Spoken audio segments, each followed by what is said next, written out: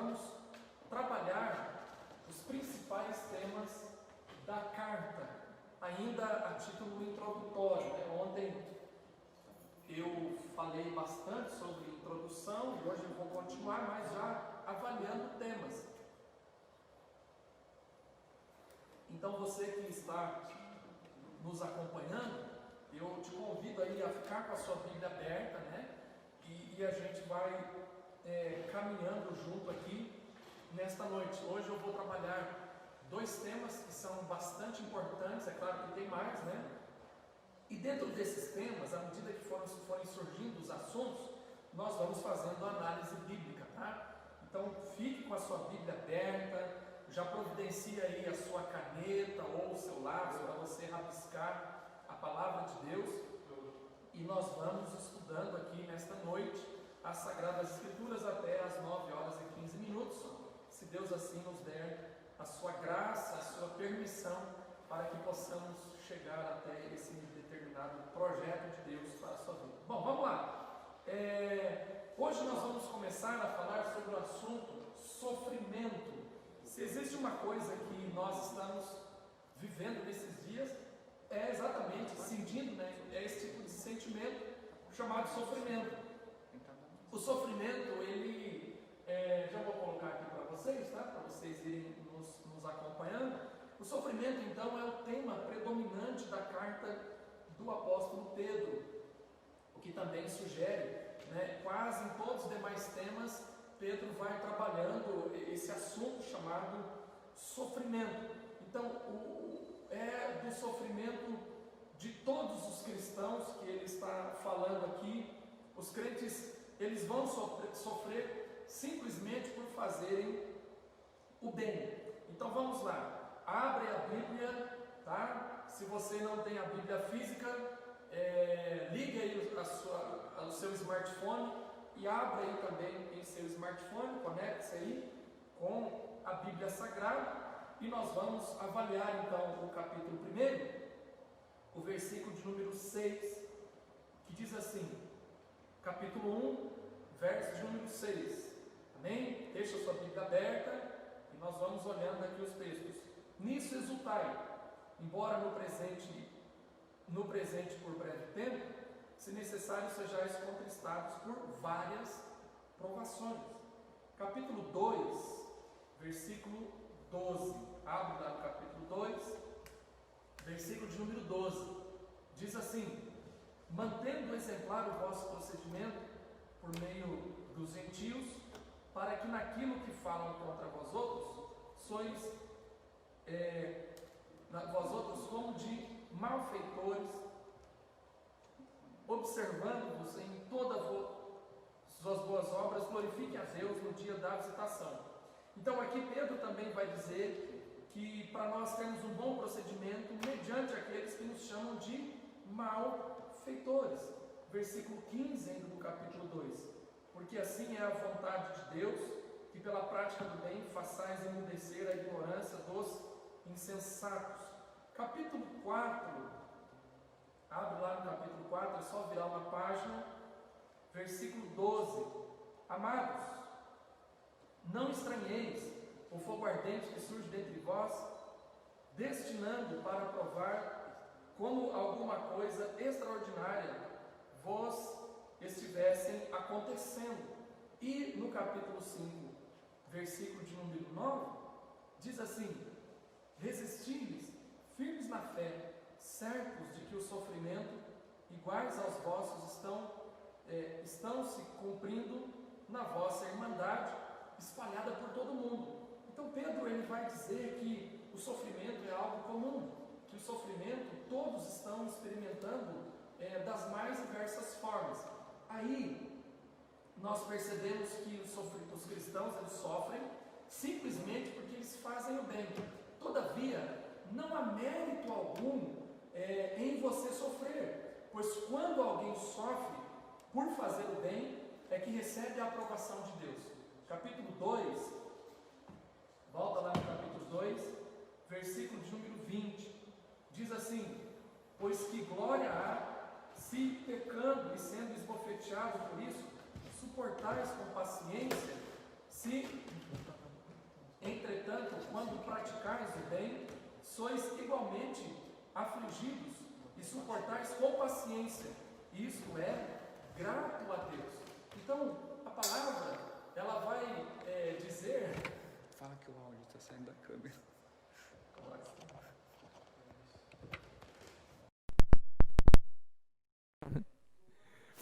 Irmãos, eu estou tagarelando aqui, mas teve um problema técnico. Nós esquecemos de conectar ali o cabo ali, então você estava aí ouvindo bem baixinho aí na sua residência. Mas agora estamos resolvidos aqui, tá certo?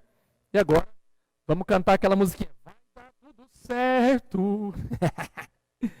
Vamos lá. Então, motivos, né, excelentes, suportar o sofrimento. E aí então, a exemplo do nosso Salvador Jesus Cristo, que não fez nada de errado e também foi crucificado, experimentou o sofrimento vicário. Ali na cruz do Calvário, Pedro vai dizer isso no capítulo 2, dos versos 21 aos versículos 23. Mas eu não vou me ater a essa leitura, porque nós vamos avaliar também os demais textos. Vamos lá. Então, colocando aqui, consideremos então os pontos a seguir. E agora é importante que você vá fazendo as suas anotações aí, tá certo? E à medida que surgirem as dúvidas, você pode falar aí no chat ou você manda de alguma forma e a gente vai dar um jeito de te responder. Então, quais nós precisamos fazer concernentes a esse tema chamado sofrimento? A primeira delas, a primeira consideração que nós fazemos, podemos nos regozijar no sofrimento. Capítulo 1, versículo de número 6. Fique com a sua Bíblia aberta, como eu já expliquei. Nós estamos fazendo a exposição dentro de um tema, tá? Então vamos lá. Capítulo 1, verso de número 6. Diz assim: nisso exultai, embora no presente breve tempo, se necessário, sejais contristados por várias provações. Pedro vai dizer para que eles se alegrassem, regozijassem, exultassem no sofrimento. E diga-se de passagem, se existe uma coisa difícil enquanto seres humanos, é nos alegrar no sofrimento. É difícil você ficar feliz quando alguma coisa ela está trazendo dor, sofrimento, angústia para você. Amém? Eu vou trocar aqui, pegar um outro microfone, que isso aqui começou a dar uma...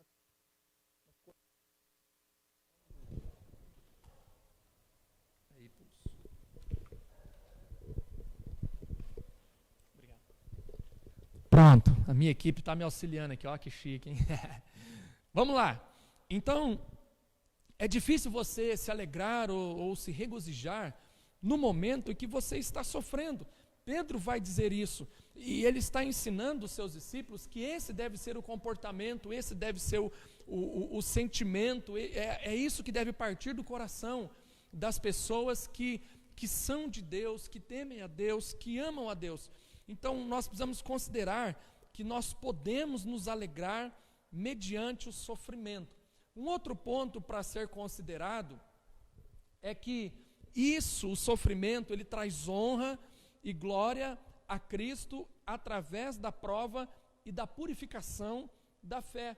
Ainda aqui no capítulo 1, no versículo de número 7, diz assim: para que uma vez confirmado o valor da vossa fé, muito mais preciosa do que ouro perecível, mesmo apurado com fogo, redunde em louvor, glória e honra na revelação de Jesus Cristo. Então o sofrimento, ele também traz essa ideia, não apenas de regozijar, você ficar feliz, alegre no sofrimento, e é uma proposta extremamente estranha, né, diferente para o nosso coração, mas também o sofrimento, ele glorifica a Deus, porque é através do sofrimento, da prova, que nós vamos sendo purificados. E à medida que nós vamos sendo purificados, segundo o apóstolo Pedro, nós vamos glorificando a Deus, a louvor, a glória, a honra, na revelação de Jesus Cristo, por meio do sofrimento. Um outro ponto que Pedro vai trabalhar dentro desse tema, sofrimento, é que isso também resulta em uma alegria inexprimível e cheio de alegria. Versículo de número 8, diz assim: a quem, não havendo visto a mais, no qual, não vendo agora, mas crendo, exultais com alegria indizível e cheia da glória. Pedro está falando aqui, meus amados irmãos, que a partir do momento em que nós estamos sofrendo, nós vai gerando dentro de nós uma alegria inexprimível, uma alegria, como diz aqui nessa tradução, uma alegria indizível, ou seja, ela é tão forte que não dá para você guardar dentro de si. Ela é comparado a uma expressão de júbilo, de glória, a grito, e você se exalta mediante aquela alegria que invade o seu ser, que invade a sua alma. Você deve estar se pensando: mas pastor, o senhor está falando tanta bobagem, como que eu vou ter esse tipo de comportamento mediante o sofrimento? Aí não é problema apenas meu, mas é das Escrituras, e ela vai declarar isso. Então, o sofrimento também, Pedro, aliás, na sequência, ele vai a ordem é crescente, né? Ele vai mostrar que o sofrimento, ele resulta em vida eterna e salvação da alma. O verso 9: obtendo o fim da vossa fé, a salvação da vossa alma, através, como consequência do sofrimento. Então, o sofrimento, de certa maneira, ele é algo muito positivo para a sua e para a minha vida, e nós precisamos entender essa teologia, esse assunto com mais clareza, porque através do sofrimento que vai crescendo a nossa fé, vai ampliando a nossa visão, e nós vamos nos tornando cidadãos, crentes mais nobres, mais abençoados, mais cheios da graça de Deus.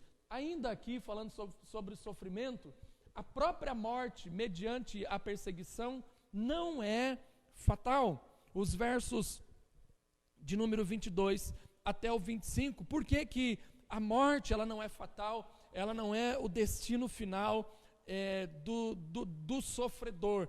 Porque Deus ressuscitou a Cristo dentre os mortos, e Ele nos ressuscitará após a purificação da nossa alma. Versículos 22 ao versículo 25, depois você pode ler aí em sua casa mesmo, porque o texto é bastante grande, e nós temos mais coisas aqui para estarmos explorando a respeito do sofrimento. Então, a morte, ela, mediante a perseguição, mediante o sofrimento, ela não é o fim em si só, mas ela é uma bênção no sentido de que foi através do sofrimento que Deus ressuscitou Jesus dentre os mortos, e através do sofrimento Ele traz a purificação para a nossa alma no dia da ressurreição. Então, um outro ponto é que o próprio Jesus, a despeito de toda a grandeza e valor, não pôde evitar o sofrimento. Capítulo 2, abra lá no capítulo 2, versículo 6 ao versículo 8, diz assim: pois isso está escrito: eis que ponho em Sião uma pedra angular, eleita e preciosa, e quem nela crer não será de modo algum envergonhado. Para vós outros, portanto, os que credes, é a preciosidade, mas para os descrentes, a pedra que os construtores rejeitaram, e veio a ser a principal pedra angular, e pedra de tropeço, e rocha de ofensa. São esses que tropeçaram na palavra, sendo desobedientes para o que também foram postos. Então Pedro está dizendo que Jesus, ele também foi rejeitado, nem ele pôde evitar o sofrimento. Antes, o sofrimento dele trouxe a expiação. Você pode ver isso do verso 6, o 7, o 8, depois você pode avaliar novamente lá do 21 ao 25, ainda no capítulo 2, mostrando que assim também os crentes, eles devem ser revestidos desse valor. O sofrimento também, continuando aqui a falar sobre o sofrimento, eu vou deixar aqui para vocês os slides aí, quem quiser anotando pode ir anotando aí, né? Então o sofrimento também mostra que precisamos ser estrangeiros e peregrinos nesse mundo, pois a terra não oferece uma habitação segura.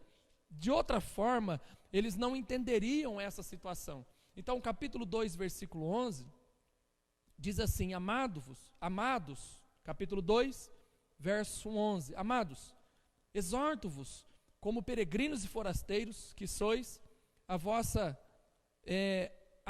que vos abstendes das paixões carnais, que fazem, né, guerra contra a vossa alma. Aí no verso 2 ele vai falar do se manter de um modo exemplar, no meio dos pagãos, dos gentios e etc. Mas a ideia que Pedro está transmitindo, falando para nós, é de que nós precisamos, o sofrimento, ele mostra que esse mundo, nós como peregrinos, nós não estamos em uma terra segura. É importante você avaliar isso, porque muitas pessoas, elas acreditam que estão seguras nesse mundo. E na verdade, esse mundo não traz, ele não gera segurança. Então o sofrimento faz eles lembrarem, e também é um assunto importante, principal na epístola de Pedro, o sofrimento faz eles lembrarem que eles são peregrinos, né? Eu não estou trabalhando aqui a questão da vida exemplar do cristão, eu estou mostrando os textos que vão fazendo a narrativa e dando a importância à palavra sofrimento. E dentre as considerações que nós devemos ter, é que nós precisamos, como estrangeiros e peregrinos nesse mundo, entender que essa terra, ela não é uma habitação segura. E quanto a isso, eu acredito que não há o que nós discordarmos, né? Porque de fato vivemos em um mundo em total insegurança. E deixa eu deixar ele para vocês. E se nós precisamos entender também, e aqui que eu quero conversar com vocês um pouquinho, no capítulo 3, versículo 17, abre lá no capítulo 3, versículo de número 17, diz assim: porque se for esta a vontade de Deus, é que melhor que sofrais por praticares o que é bom, do que praticares o que é mal. Então, um outro ponto, se esta é a vontade de Deus, é melhor sofrer para fazer o bem, do que o sofrimento para fazer o mal. Então, Pedro, de alguma forma, ele coloca aqui, não de que a vontade de Deus seja que você sofra, depois nós vamos falar sobre isso, quando estivermos estudando a respeito da doutrina do Deus vivo, mas, dentro desse aspecto da vontade soberana de Deus, ele permite que o sofrimento venha até nós, e ele nos dá uma livre escolha, ou você sofre por fazer o bem, ou você sofre por fazer o mal. Então, nesse momento, existe a ideia da livre escolha, da livre vontade, no sentido de que você vai escolher aquilo que é melhor para você. Você vai sofrer por fazer o bem, ou você vai sofrer por fazer o mal. Um outro detalhe é que existe bênção em sofrer por agir com correção. Vamos ver o versículo 14 do capítulo 3. Capítulo 3, versículo 14. Mas, ainda que venhais a sofrer por causa da justiça, bem-aventurados sois, não vos amoldeis, portanto, com as suas ameaças, nem fiqueis alarmados. Olha que coisa interessante.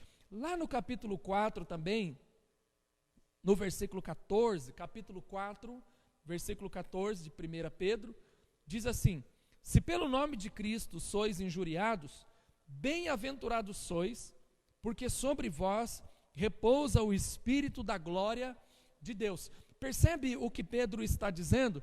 Ele está falando que a bênção, que o sofrimento, em outras palavras, ele é uma bênção, porque nós agimos conforme a correção de Deus, e Deus então ele nos abençoa. E tanto o capítulo 3 quanto o capítulo 4 mostra o benefício do sofrimento. Mas ainda que venhais a sofrer por causa da justiça, bem-aventurados sois, felizes sois. No capítulo 4, verso 14, ele repete isso de novo: se pelo nome de Jesus sois injuriados, bem-aventurados sois. Pedro, ele está aqui olhando, na verdade, para o sermão das bem-aventuranças. Como nós não estamos analisando os evangelhos, Pedro traz à memória os ensinamentos de Jesus quando ele começa a falar sobre o seu sermão no Monte das Bem-aventuranças. Então ele se lembra de que quando eles forem injuriados, quando forem levados ao juízo, por exatamente não fazer nada, apenas por testemunhar o evangelho, eles seriam bem-aventurados, eles seriam abençoados, eles seriam felizes por sofrerem essa situação. Então esse sofrimento que nós passamos, exatamente por fazer nada, não em decorrência de um pecado, ele gera em nós a bem-aventurança. Nós somos abençoados por meio do sofrimento. Portanto, eu já quero fazer uma aplicação aqui para você nesta noite. Não despreze o sofrimento. Não ache que o sofrimento, ele não é didático. Não entenda que o sofrimento não está te ensinando alguma coisa. Ele está sim. O sofrimento, de alguma forma, ele está te aproximando mais de Deus. E você será abençoado. Você receberá um galardão. Você receberá uma promessa. Você receberá uma bênção vinda da parte de Deus por causa do sofrimento, tá certo? Então, o sofrimento também, como está aí para vocês, ele serve de lição moral. Ele nos ensina a rejeitar os pecados da carne, pois é o princípio do pecado que produz os desastres, né, bem como atos desumanos dos homens. Capítulo 4, do versículo 1 ao versículo 5, ele vai fazer essa narrativa, e ele mostra, Pedro aqui mostra, que nós, como cristãos, precisamos entender que o sofrimento, ele vai trazer para nós lições morais, que de uma outra forma, não seríamos capazes de entender. Então o sofrimento, ele é o princípio, ele coloca aqui, né, é o princípio que produz os desastres, bem como atos desumanos dos homens. E nós vamos falar sobre isso, eu acredito que lá por quinta-feira, a respeito de como que estava o mundo nesse momento em que Pedro escreve essa carta. Era um mundo corrupto, era um mundo desajustado, era um mundo cruel, os cristãos estavam sofrendo situações terríveis, e eles percebiam essa desumanidade no cerne, na vida daquelas pessoas, e eles conseguiam fazer um link, né, com o pecado natural do ser humano. Então o homem age dessa maldade, ele age com toda essa brutalidade, com toda essa violência, por causa do pecado natural. Então Pedro, ele entende que o sofrimento estava trazendo para essas pessoas, trazendo para aqueles cristãos daquele momento, lições de moralidade que os conduziria à pureza da vida, que os conduziria a uma vida de santidade, como diz no capítulo 4, dos versos 1 ao versículo 5. Tá? Então, continuando aqui, a respeito desse tema do sofrimento, vou deixar aqui para vocês. Então, um outro ponto para a gente pensar dentro desse assunto é que o sofrimento humano, eles podem ser a participação no sofrimento de Cristo, mas devem ser somente porque o crente participa de sua santidade e não porque merece maus tratos devido a uma vida depravada. Do verso 12 ao versículo 14, Pedro está mostrando essa ideia de que o sofrimento, ele é um privilégio glorioso. Eu vou ler para vocês capítulo 4, vamos ler juntos aí, versículo 12. Amados, até o verso 14, tá? Amados, não estranheis o fogo ardente que surge no meio de vós, destinando-os à prova, como se alguma coisa extraordinária vos estivesse acontecendo. É que não dá para ficar aprofundando aqui, o tempo não nos ajuda muito, né? Mas percebe dois pontos interessantes no verso 12.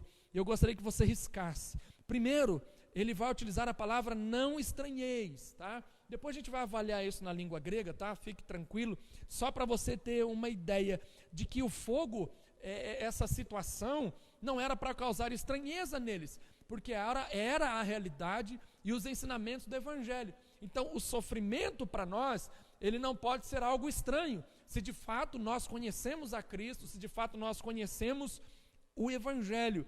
E aí, ele coloca destinado a provar-vos. Percebe outra palavra interessante? Na verdade, são mais duas. Foi destinado, ele veio em direção a você, é como se fosse uma flecha, é como se fosse uma seta que vem sobre a sua vida, ela tem um destino, né? Ela é direcionada. E qual que é a direção dela? Trazer a provação para as nossas vidas. Provação, como eu já disse ontem, é diferente de tentação. Provação é para nos conduzir à vida eterna.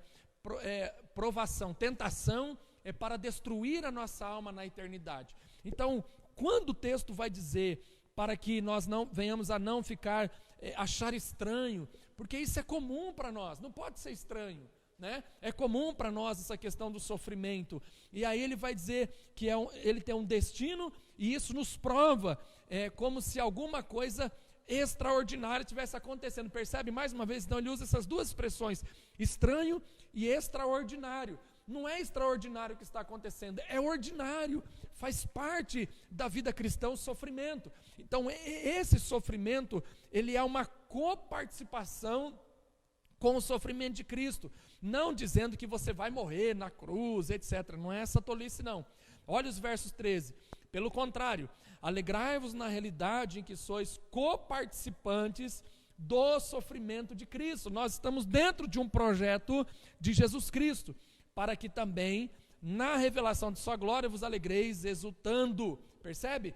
Então, a aprovação que vem até nós por meio do sofrimento, Pedro ele vai colocar que isso é uma coparticipação, e na sequência ele também fala na revelação da glória, ou seja, no arrebatamento da igreja, nós vamos nos alegrar também. Então o sofrimento, a provação, ela nos conduz à vida eterna. A tentação, mais uma vez, que são os aspectos da carne, como está nos primeiros versos do capítulo 4, ela nos conduz à destruição eterna. Mas a aprovação, por meio do sofrimento, coparticipando com Cristo, vai gerar em nós uma alegria, e uma alegria exultante. Essa alegria exultante é aquela mesma alegria, por exemplo, quando quando a esposa dá à luz a um filho, você fica extremamente alegre. Depois você fica triste, porque daí vem fralda, vem trem, você tem que pagar, e filho dá trabalho. Estou brincando, tá? Mas naquele dia você fica alegre, você pula, você grita. Quer um outro exemplo? Futebol. Amanhã retorna o futebol aqui em São Paulo, né? E aí então, quando o seu time faz um gol, você pula, você grita, você exulta. É esse tipo de alegria que Pedro está dizendo. Essa alegria é exultante, né? Quando seu time faz um gol, você não fica lá assim, né? Gol. Ai, que legal, fez gol. Quando vier a revelação, a perfeição, a glória de Cristo, você vai pular de alegria, você vai saltar e você vai dizer: gol, que gol lindo, que coisa tremenda, que coisa fantástica, valeu o sofrimento. Porque você verá a glória de Deus, e vendo a glória de Deus, a revelação da glória de Deus tem que gerar alegria no seu coração. Por isso que nós nos comportamos mediante o sofrimento, dentro dessa perspectiva de que nós estamos participando da vontade de Deus para a humanidade, que é salvar o homem pecador. Então, à medida que você vai sofrendo, você vai crescendo. E aí no verso 14, eu vou concluir essa partinha aqui. Se pelo nome de Cristo sois injuriados, bem-aventurados sois. Já disse sobre isso, né? Porque sobre vós repousa o Espírito da glória de Deus. Então, se eu sou injuriado, se eu estou sofrendo, o texto vai dizer, Pedro vai dizer: olha, fiquem tranquilos, fiquem em paz, fiquem alegres, porque repousa sobre vós o Espírito da glória de Deus. Repousar significa estar dentro de nós. Ele faz uma pousada, assim como o Cristo que tabernaculou. Agora o Espírito de Deus, ele está em nós, ele habita dentro de nós, mesmo nós sofrendo, porque nós estamos ligados em Cristo Jesus. E o fato de você estar em Cristo Jesus, meu irmão, quer você queira ou não, vai gerar um sofrimento, mas também vem a bem-aventurança, vem a bênção de Deus para as nossas vidas. Um outro ponto: aqueles que sofrem segundo a vontade de Deus, deve encontrar a sua alma ao fiel Criador na prática do bem. Verso 19 do capítulo 4. Capítulo 4, versículo 19. Diz assim: por isso, também os que sofrem, segundo a vontade de Deus, encomendem a sua alma ao fiel Criador na prática do bem. Depois eu vou voltar nesse assunto aqui, tá? Mas olha aqui que versículo fantástico. O texto vai dizer, Pedro ele vai dizer, que quando nós sofremos, também aos que sofrem, segundo a vontade de Deus, percebe aqui de novo, segundo a vontade de Deus, esses devem encomendar as suas almas ao fiel Criador. Encomendar aqui não é no sentido de morrer não, tá? Eu vou encomendar a morte de alguém, não é isso não. Encomendar é como se você fizesse um pedido, né? Por exemplo, você vai no restaurante e ali você faz um pedido, você encomenda, né, a sua comida e depois o camarada traz ali para você, você vai se alimentar. Então encomendar a sua alma ao fiel Criador, você entrega, você deixa, você espera que Ele receba você está encomendando, né? É basicamente a mesma expressão que Jesus faz, que Ele grita, né? Pai, em tuas mãos entrego o meu espírito. Ele encomenda, Ele entrega, Ele deixa nas mãos de Deus. E aí, nesse aspecto, Ele vai dizer a alma ao fiel Criador na prática do bem. À medida que nós vamos sofrendo, nós vamos fazendo bem, porque a nossa alma está encomendada, há uma encomenda, agora tem que entregar esse negócio. E aí, daqui a pouco, com certeza, será entregue a nossa alma nas mãos do nosso fiel Criador, que é Jesus Cristo. Amém? Eu garanto que eu estou falando rápido, né? Mas, me desculpe aí, é que o tempo também não ajuda muito, não, tá? Então, os pastores e líderes da igreja local, particularmente, devem estar prontos a sofrer pelo rebanho, tal como fez o grande pastor Jesus Cristo. Capítulo 5, abrem no capítulo 5, verso 1 ao verso 4. Rogo-vos, pois, irmãos, rogo-vos, pois, aos presbíteros, que há entre vós, eu, presbítero com eles, e testemunhas do sofrimento de Cristo, e ainda coparticipante da glória que há de ser revelada. Pastoreai o rebanho de Deus, que há entre vós, não por constrangimento, mas espontaneamente, como Deus quer, nem por sorte a ganância, mas de boa vontade, e nem como dominadores dos vossos, dominadores dos que vos foram confiados, antes tornando-vos modelo do rebanho. Ora, logo que o Supremo Pastor se manifestar, recebereis a imarcessível coroa de glória. Então, ele também vai dizer que os pastores, os presbíteros, eles também eles devem testemunhar o sofrimento, né? Pastorear o rebanho, pastorear a igreja, os líderes, cuidar da igreja. Isso gera no coração da liderança um certo sofrimento. Todos nós, em uma medida maior ou menor, independente de como for, mas se nós queremos pastorear o povo de Deus, particularmente nós vamos também sofrer pelo rebanho. Quando uma pessoa fica doente, a gente sofre. Quando uma pessoa é acometida do Covid-19, a gente sofre. Quando uma família se desfaz por causa de um divórcio, a gente sofre. Quando acontece uma morte, há um sofrimento. Então o sofrimento, ele faz parte do ministério pastoral, ele faz parte de uma liderança prudente, de uma liderança abençoada, não de mercenários. Por isso que ele vai dizer, olha, não seja dominadores dos que foram confiados, antes torne para ele modelos. Então, nós como líderes, nós não dominamos as ovelhas, nós não somos ditadores, nós não podemos ser dominadores de um rebanho, nós somos pastores, nós falamos e as ovelhas ouvem a nossa voz e elas seguem o Supremo Pastor. O Supremo Pastor não, o Supremo Pastor é Jesus, né? É assim que deve ser, é assim que funciona, não por meio de uma luta desleal, desumana, entre pastor, ovelha, dominando e etc., entre líder e liderado. Não é assim, mas nós sofremos com eles o mesmo sofrimento de Cristo, como Pedro vai dizer no capítulo 5, no verso 1. E aí no verso 2 ele dá um imperativo: pastorear o rebanho de Deus. O rebanho não é nosso, né? Mais tarde eu vou falar sobre isso, tá? O rebanho, ele é de Deus, não é minha propriedade. E ele vai voltar nesse assunto no capítulo 2, dizendo que o povo é propriedade exclusiva do Senhor, não é minha. Então nós temos que nos comportar desta maneira. Um outro ponto também a respeito do sofrimento, deixa eu colocar aqui para vocês, que não está aí nesse slide. Pronto. O sofrimento também, nós vamos entender que Satanás está por detrás disso. O diabo, nosso adversário, ele está por detrás dos homens que são ímpios, desvairados. Ele é um inspirador da desumanidade deles. Portanto, nós devemos resistir o diabo. Ainda aqui no capítulo 5, ele vai dar esse conselho para nós, que nós devemos resistir o diabo. E aí então, quando nós resistimos o diabo, segundo a palavra de Deus, ele tem que fugir de nós. Versículo 8 diz assim: sede sóbrios e vigilantes. O diabo, vosso adversário, ele anda ao derredor como leão que ruge, procurando alguém para devorar. Resisti-os firmemente na fé. Olha que coisa forte.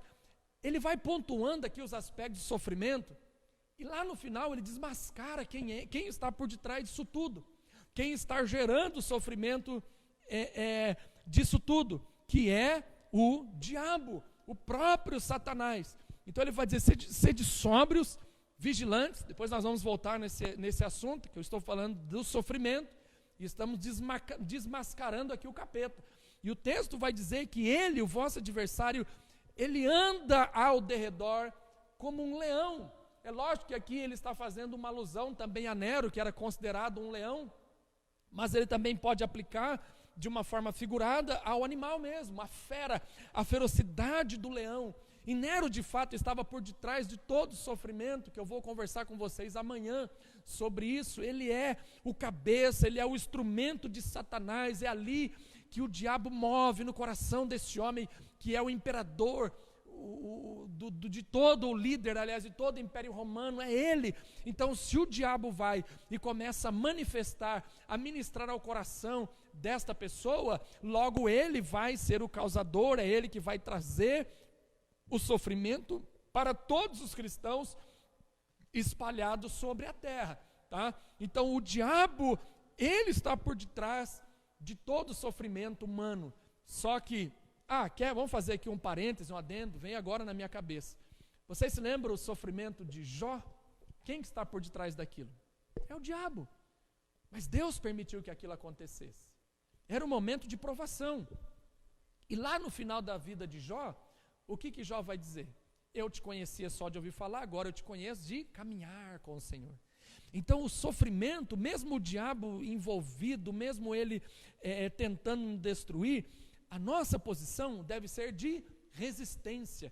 Quando ele usa esse verbo grego, resistir-lhes firmemente na fé, ele está dizendo, basicamente a mesma expressão de Tiago, né? Tiago também vai falar sobre isso. Mas aqui, a resistência é como se você colocasse a mão em uma parede e ficasse forçando do lado de dentro, e ele tentando entrar do lado de fora, empurrando. Você está resistindo. Só que essa resistência, segundo a palavra de Deus, ela é na fé, ela não é na carne, ela é com a armadura de Deus, que Paulo vai dizer em Efésios no capítulo 5. Então a resistência na fé implica em nós lutarmos com as armas certas. E ainda ele vai dizer, certos que o sofrimento, no verso 9 do capítulo 5, certos que o sofrimento iguais aos vós estão cumprindo na vossa irmandade espalhada pelo mundo. Quem que opera no mundo? Quem que administra o mundo nesse período? É o Império Romano. É Nero que está por detrás, sendo incentivado, influenciado pelo diabo. Então, o diabo, ele lança dardos inflamados nos 4 cantos da terra, trazendo sofrimento para o cristão. Então, o que eu aprendo também nesse aspecto do sofrimento é que não é só você não é o único privilegiado que está sofrendo. Existem pessoas no mundo inteiro sofrendo. Existem pessoas no mundo todo precisando de um refrigério, precisando de uma graça. E agora, a coisa mais linda desse aspecto teológico do sofrimento, né, se a gente pudesse dizer dessa forma, haverá um fim de todo o sofrimento do crente. A coisa que mais alegra o meu coração é que vai chegar ao fim. Portanto, Deus nos chamou para a vida eterna. Vamos ler aqui o capítulo 5 ainda? Versículo 10. Capítulo 5, versículo 10. Ora, o Deus de toda a graça, que Cristo vos chamou à sua eterna glória, depois de ter sofrido por um pouco, Ele mesmo vos há de aperfeiçoar, firmar, fortificar, fundamentar. A Ele seja o domínio pelos séculos dos séculos. Amém. Vamos voltar aqui? Presta atenção, eu não vou avaliar esses 4 verbos, tá? Mas a expressão que ele vai dizer, ora, o Deus de toda graça, ou seja, estamos sofrendo, Deus nos dá graça para suportar. Quem Cristo vos chamou à sua eterna glória, depois de ter sofrido, né, por pouco tempo. Pedro está dizendo que o sofrimento ele tem dia e hora certa para acabar. O que eu estou dizendo para você é que você não vai sofrer a vida inteira. Pelo amor de Deus, ninguém aguenta, é ou não é? Você ficar sofrendo, termina uma luta, começa outra, termina outra, começa uma e vai, e não para, e o negócio, e o jogo é jogado, e sofre, não tem fim esse negócio. O sofrimento, ele tem um prazo de validade. O sofrimento que você está vivendo nesse dia, nesta noite, nesse ano, nos últimos anos de sua vida, ele tem um prazo. E o final desse sofrimento será uma bênção para as nossas vidas. Sabe por quê? Ele vai dizer assim, ó, há pouco, Ele mesmo vos há de aperfeiçoar. Então, presta atenção comigo, o sofrimento, ele nos leva para uma perfeição. Tá? O sofrimento, ele nos leva para uma firmeza. O sofrimento, ele nos leva a sermos fortes, fortificar e fundamentar. Ou seja, estabelecer a nossa salvação por meio do sofrimento, por meio dessa graça que nos acompanha mediante toda a luta, todo o sofrimento que nós estamos passando, que nós estamos vivendo. Nós vamos vencer isso. E aí ele conclui dizendo, a Ele seja o domínio pelos séculos dos séculos, amém. Ou seja, Pedro ele caminha por toda a carta falando do sofrimento, ministrando sobre o sofrimento, e aí então ele mostra que o diabo lá no final ele está por detrás do sofrimento, é ele que gera o sofrimento para o nosso coração. Todavia Deus, nesse processo, Ele vai nos dando graça, Ele vai nos firmando, aliás, Ele vai aperfeiçoando, você vai se tornando uma pessoa perfeita, Ele vai te firmando, Ele vai fortificando, Ele vai fundamentando. Então a teologia do sofrimento, ela é importante, como eu já disse, para mim e para você, porque ela faz com que nós cresçamos na fé, ela nos torna homens e mulheres maduros, mesmo correndo perigos. Pedro não está isentando eles, mas ele vai dizer que isso é por pouco tempo, que Deus estaria presente, que Deus iria restaurar, que Deus iria estabelecer, que Deus iria fortalecer, firmar os passos, os nossos passos. Então há um tempo determinado, nós sofremos por pouco tempo. Uma outra tradução vai dizer, sofrer só mais um pouco. Na King James, no verso 10, o autor coloca assim, sofrer apenas mais um pouco, só mais um pouco, aguente, suporte, porque Deus ele vai dar graças para vocês, Ele vai te encher de graça no meio do sofrimento, e vocês vencerão esse tempo difícil, esse tempo de luta, esse tempo de crise, esse tempo de sofrimento. O que eu quero concluir com a teologia do sofrimento para o seu coração nesta noite, é que você se alegre no meio das lutas, se alegre no meio do sofrimento. Isso vai passar, isso não é para sempre, tem um tempo determinado, ele tem início, tem o começo, tem o meio e tem o final. O final já está estabelecido, o final já está escrito por Deus, e Deus há de nos abençoar no meio do sofrimento. O sofrimento vai nos formar pessoas aperfeiçoadas, pessoas restauradas, estabelecidas, fortes, convictas. Deus irá nos abençoar através do sofrimento. Portanto, meu irmão, alegre o seu coração nesta noite, regozije-se, viva em paz, fique tranquilo, sabendo que esse sofrimento, ele não é o final da sua história. Esse sofrimento é apenas uma parte, né, daquilo que Deus está escrevendo através das nossas vidas. Amém, meu irmão? Pronto, falei a respeito do sofrimento. Agora vamos lá. Eu quero falar um pouco, vou começar hoje, mas não vai dar para terminar. Nós vamos avaliar alguns pontos da teologia de Pedro. Como eu disse no início, né, nós vamos trabalhando os temas doutrinários, né, junto com os versículos, com os textos, fazendo análise expositiva desta maneira, tá? Então, um outro ponto que nós vamos falar agora é a respeito da doutrina do Deus vivo. Pedro, ele vai declarar isso, né? A expressão Deus aparece 39 vezes nessa carta. O conceito aqui judaico acerca de Deus não tem nenhuma modificação apresentada por Pedro. Ele é o Deus vivo, ele é o Deus criador, transcendente, santo, longânimo, gracioso. Então, para os cristãos, Pedro vai dizer que ele é apresentado como o Pai de nosso Senhor e Salvador, Jesus Cristo. Capítulo 1, volta lá no capítulo 1, versículo de número 3. 1 de Pedro, capítulo 1, verso 3. Diz assim: bendito o Deus e Pai de nosso Senhor Jesus Cristo.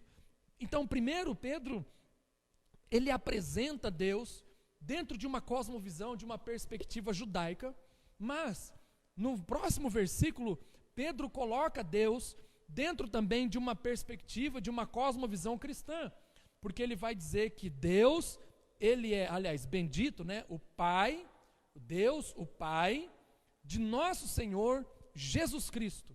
Tá? E aí depois ele vem segundo a misericórdia e etc, etc. O que eu queria dizer para vocês é que a visão ou o conceito judaico, o conceito que Pedro tem a respeito de Deus, é a mesma cosmovisão judaica, com o acréscimo, né, com o acréscimo de Deus sendo Pai de Cristo Jesus. Pronto. Deixa eu te fazer uma pergunta, eu sei que não dá para você responder, mas se você quiser colocar aí no chat, fique tranquilo, tá? Quem é Deus para você? O que você sabe a respeito do conceito de Deus? A palavra Deus, o que ela significa, o que ela implica? Quais são os seus atributos? O que ele faz, o que ele deixa fazer? Ele tem limitação, não tem? Ele funciona, ele não funciona? Como é Deus? Qual é a sua perspectiva de Deus? O livro de 1 de Pedro traz detalhado alguns aspectos, alguns atributos de Deus, que nós vamos estudar nesta noite, e amanhã eu vou retomar, porque tem bastante coisa para falar acerca da doutrina de Deus, da doutrina de Cristo Jesus, do Espírito Santo e da vida prática de uma forma geral. Então amanhã a gente continua. Mas eu quero dar início ainda nesses 15, 17 minutos que me restam para conversar com você a respeito de Deus. Então vamos lá, como é um estudo bíblico, eu quero que você pegue aí um papel, uma caneta e comece a pensar o que você sabe a respeito de Deus, o conceito da palavra Deus, o que significa para você theos em grego. Vamos lá, vamos tentar entender a perspectiva de Pedro, à luz da carta de Pedro, quem é Deus para o apóstolo Pedro, uma vez que ele sobressai também esse tema, sofrimento, e agora a doutrina do Deus vivo. Tá? Então, primeiro Pedro vai colocar que Deus, ele é um Deus vivo. Tá? Ele é o Criador, o transcendente, o santo, o longânimo, o gracioso, como eu já disse antes de abrir o parêntese e fazer a pergunta a você, quem é Deus para você? Então, para Pedro, Deus, ele era um Deus vivo, ele não era morto, tá? Ele não estava simplesmente pendurado em um madeiro que não ressuscitou e etc. Nós estamos falando de Jesus, estamos falando do Deus Pai. Por isso que ele faz essa separação no versículo de número 3. Ele fala o Deus Pai. Então, não confunda as coisas. Deus é Deus, Jesus é Jesus, também é Deus, o Espírito Santo é o Espírito Santo, que também é Deus, e aí virou uma loucura na sua cabeça, certo? Não tem problema, vamos tentar desmistificar esse trem aqui, em nome de Jesus. Mas, Pedro, ele coloca o Deus, o Pai, né, o Criador como vivo, o Criador transcendental, o Santo, Deus é santo, né, longânimo, gracioso, tem mais coisas, tá? Eu tive que resumir para trazer para vocês. E para os cristãos ele coloca, ele acrescenta, né, está errado ali minha língua portuguesa, e ele é apresentado como o Pai de nosso Senhor Jesus Cristo, correto? Então vamos começar a entender a doutrina de Deus na carta de Pedro. A primeira coisa é que Pedro chama Deus de imortal. Se você tiver aí uma Bíblia na tradução da linguagem hoje, ela vai aparecer a expressão imortal. Na minha Bíblia, capítulo 1, versículo de número 23, diz assim: pois fostes regenerado, não de semente corruptível, mas de incorruptível, mediante a palavra, a qual vive e é permanente. Então, na minha tradução, ele vive. Lembra que eu disse para vocês que a doutrina ou a teologia petrina a respeito de Deus é que ele é um Deus vivo. E aqui ele prova essa ideia que eu estou passando para vocês do aspecto teológico a respeito de Deus, tá? Então, Deus vivo, o Deus a qual vive e é permanente. Ele não está falando de Jesus, ele está falando de Deus. Então, na mente de Deus, na mente de Pedro, Deus, ele é uma pessoa, um ser, aliás, vivo, tá? Deus não é uma pessoa, e ele é imortal, ele vive eternamente. Então a ideia que Deus ocupa, né, se ocupa de modo vital em tudo que acontece, perpassa toda a carta. Em toda a carta você vai percebendo Deus trabalhando, Deus se movimentando em todos os aspectos. A palavra grega para perpetuamente, né, ou imortal, como você tem aí em outras traduções, ela é aion, para sempre, uma idade ininterrupta. Então, em grego, a palavra perpetuamente, aion, ela significa para sempre, uma idade ininterrupta, tempo perpétuo, eternamente, ou seja, Deus, ele é eterno. Deus, ele não foi criado por mãos humanas, simplesmente ele existe, ele é o aion, ele sempre existiu, ele é dono de toda a eternidade. Como eu disse ontem, ele transita fora de uma agenda, ele transita fora de uma caixinha, aonde as pessoas podem colocá-lo e pensar que a partir dali, Deus se tornou o Deus deles, um Deus encaixotado, ou um Deus de uma montanha, né? Deus só funciona no monte, ou Deus de um vale, Deus só funciona em um vale. Não é assim. Deus, ele é eterno, Deus, ele é vivo, Deus, ele não tem idade, a idade dele é ininterrupta, nós não sabemos quantos anos tem Deus. Deus, ele tem um tempo perpétuo, por toda a eternidade. Deus sempre existiu, ele não foi criado por absolutamente ninguém, independente de você acreditar ou não, independente de você ser um ateu ou não, isso não vai mudar a nossa fé e a cosmovisão das Escrituras, e muito menos vai mudar Deus, porque nós somos limitados. Um dia, mesmo você que não crê em Deus, e eu vou falar sobre isso amanhã, você também vai morrer, e quando você chegar diante dele, você vai falar: puxa vida, eu não sabia não. Aliás, me falaram, né, que o Senhor existia e tal, mas nunca entendi essa questão, porque nós somos temporais, então nós não vamos compreender na totalidade o que significa a palavra eterno, nós não vamos compreender na totalidade o que significa a palavra aion, porque isso não faz parte da nossa cosmovisão. porque nós temos um início, um meio e um fim. O homem tem um fim, Deus não tem fim, porque Deus ele vive eternamente, ele reina eternamente, ele é o Senhor dos senhores, ele não está limitado a nada, a ninguém, a absolutamente nenhum nível de liderança. Ele é um Deus vivo, o qual vive eternamente. É isso que Pedro vai declarar, é essa a visão que Pedro tem a respeito de Deus, um Deus vivo. Tá? Então, vamos entrar aqui num ponto assim, um pouco delicado, nesses minutinhos que me restam. Como você não está aqui para discutir comigo, nem para me bater, então eu posso folgar um pouquinho, né? Vamos lá. Agora é um assunto assim bastante difícil, né? Mas se você tiver alguma dúvida, depois a gente conversa. Pedro, ele tem uma visão de Deus, de um Deus que escolhe os que são seus. Vamos ler a respeito disso? Né? Lógico que está falando de eleição, tá?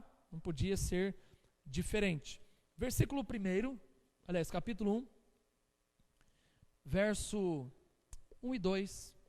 Pedro, após Jesus Cristo, aos eleitos, que são forasteiros na dispersão, no ponto,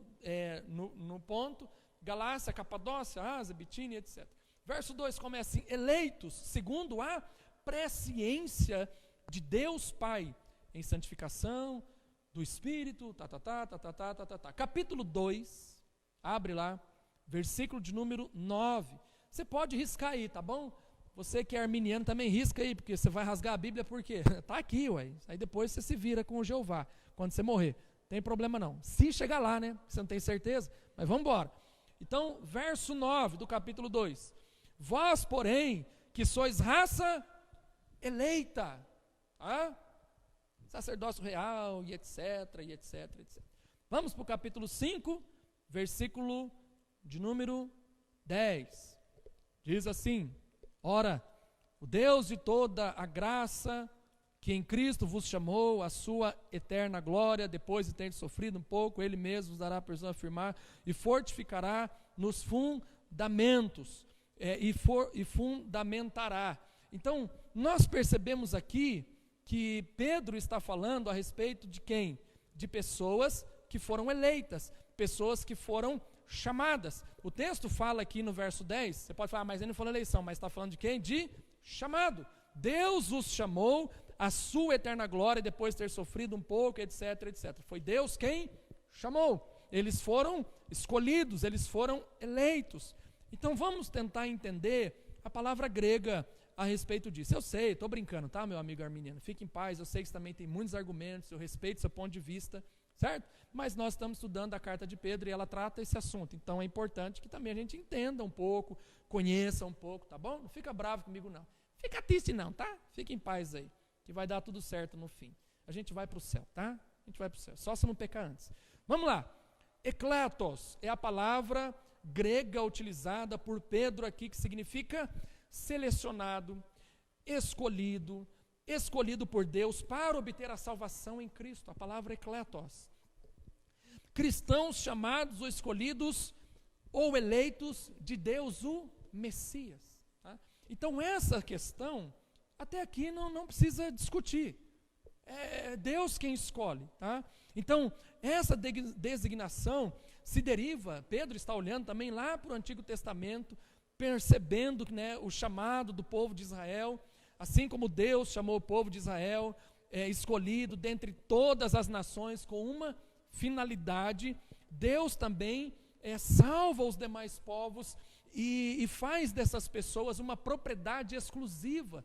Então Deus chamou Israel lá no Antigo Testamento, e agora nós estamos vendo no Novo Testamento esse chamado novamente, essa eleição. Aqui ele não está falando de pessoas lá do Antigo Testamento, aqui ele não está falando de pessoas que morreram, que estão lá no Hades, como a gente vai estudar isso também, Cristo vai lá no Hades e prega e etc, etc. Eu vou tirar essa dúvida do seu coração, ele fala para os mortos e tal, se manifesta. Aqui não tem nada a ver com essa questão, não tem nada a ver, ele está mostrando que o mesmo Deus do passado, que elegeu Israel, que escolheu o povo santo, ele também vai escolher esse povo que está sofrendo, Ele vai escolher esse povo que está perdido. Então Ele mostra aqui que estas pessoas é uma propriedade exclusiva de Deus, e que agora na nova aliança, esse título, ele é aplicado a todos os cristãos que são chamados de eleitos.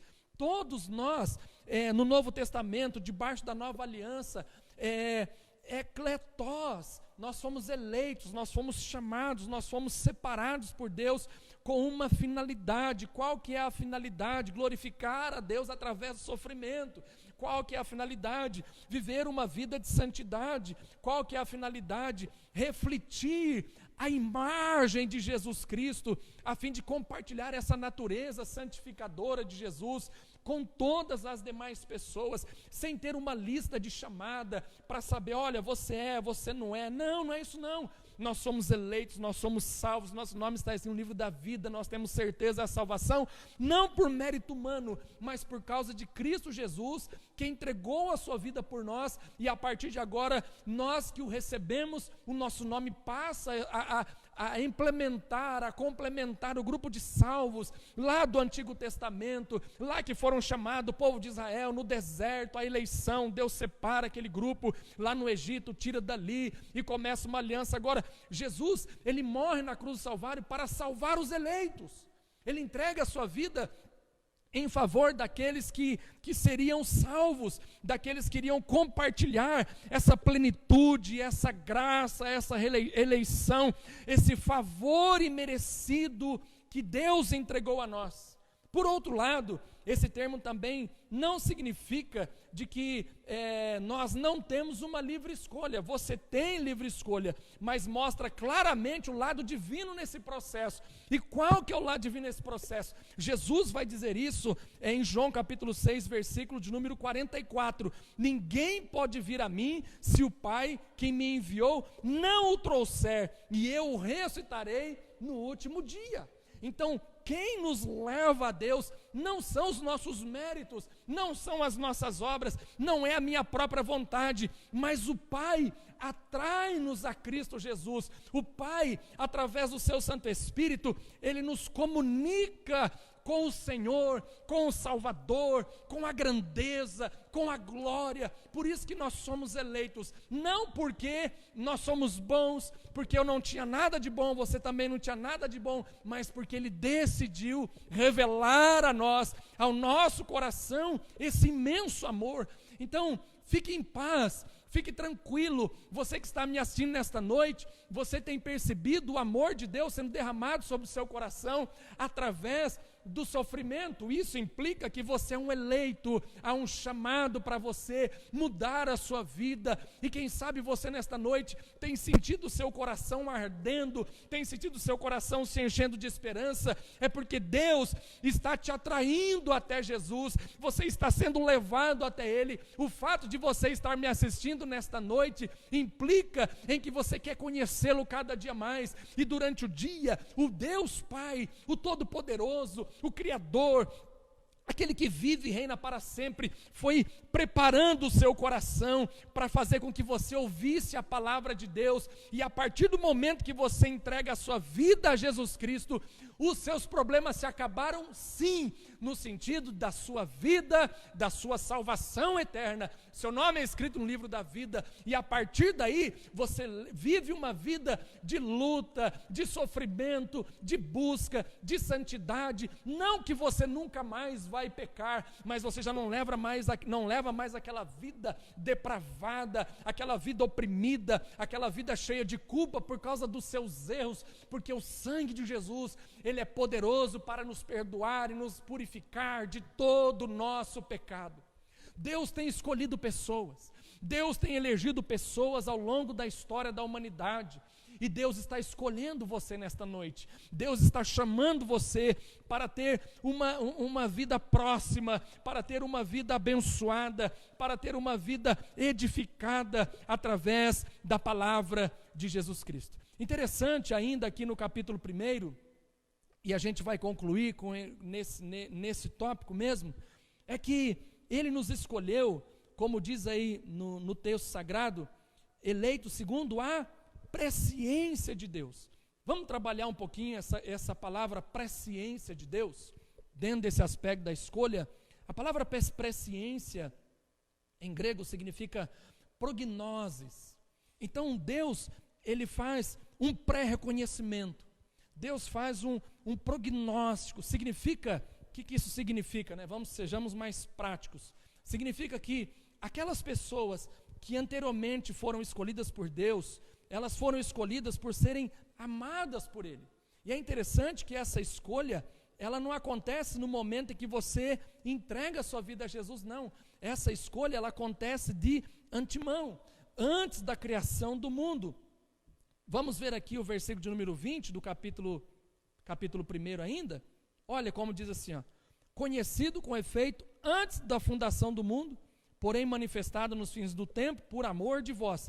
É claro, meu irmão, que o texto está falando a respeito de quem? De Jesus, está no sentido aqui da revelação de Jesus antes do fim do mundo, que possibilitaria a salvação para a humanidade. Mas a expressão é a mesma no sentido de antemão, de ter uma presciência, um pré-conhecimento. Então eu quero concluir dizendo o seguinte: eu não sei, tá? E é uma falácia esse pensamento. Então se Deus já escolheu, se Deus já elegeu, por que eu vou pregar o evangelho? Você vai pregar porque Jesus mandou, é simples assim. É só você ler os 4 evangelhos, pronto, falei. Você vai pregar porque o Atos dos Apóstolos é a continuação da história da igreja. Mas nós não sabemos quem Ele já estabeleceu para ser salvo. Nós não temos esse pré-conhecimento, essa presciência de Deus, esse conhecimento de antemão. Quem conhece é Deus. Então Ele nos manda apenas fazer uma coisa: pregar o evangelho da salvação através ou somente por meio de Jesus Cristo, nunca por meio de suas obras. Você seria a pessoa mais infeliz se acreditasse que você é salvo porque você merece. Você já parou para pensar nisso, nesse egoísmo que muitas pessoas têm? Eu sou salvo porque eu sou bonzinho, né? Olha que legal. Nós somos salvos porque Cristo nos amou primeiro. Nós somos salvos porque Ele entregou a sua vida por nós. Nós somos salvos porque não havia nada em nós que simplesmente chamasse a atenção de Deus. Nós somos salvos porque Ele nos amou primeiro. Amém? Que nesta noite você fique com essa palavra em seu coração.